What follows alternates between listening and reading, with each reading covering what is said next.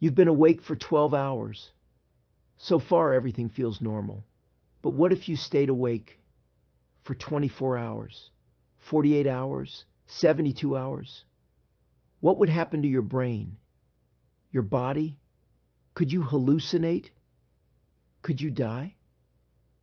Today, we're diving into the science of sleep deprivation and how long you can go without sleep before things get weird. You've now been awake for a full day. That's like pulling an all-nighter. At this point, your brain is already affected.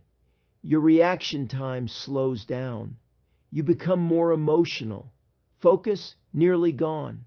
According to studies, staying awake for 24 hours affects your brain as much as being legally drunk. Your body begins releasing more ghrelin, the hunger hormone, which means cravings, and your immune system starts to weaken. Now it's been almost 2 days.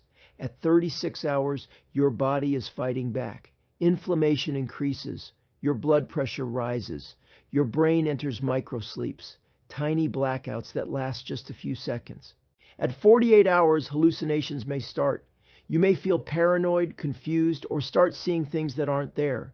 Your dopamine system is in chaos, so your mood swings become extreme. You're jumpy 1 minute, numb the next. Now it's been 3 full days without sleep.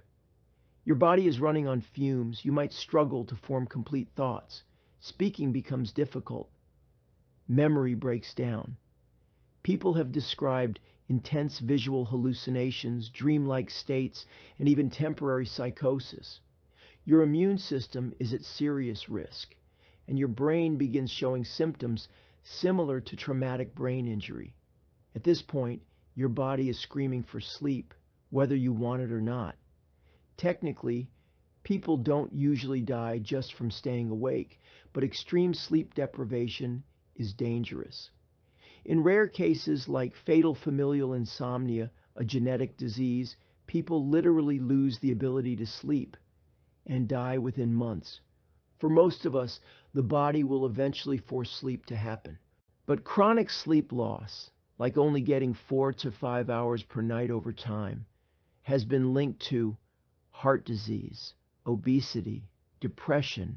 Alzheimer's sleep isn't optional. It's a biological need.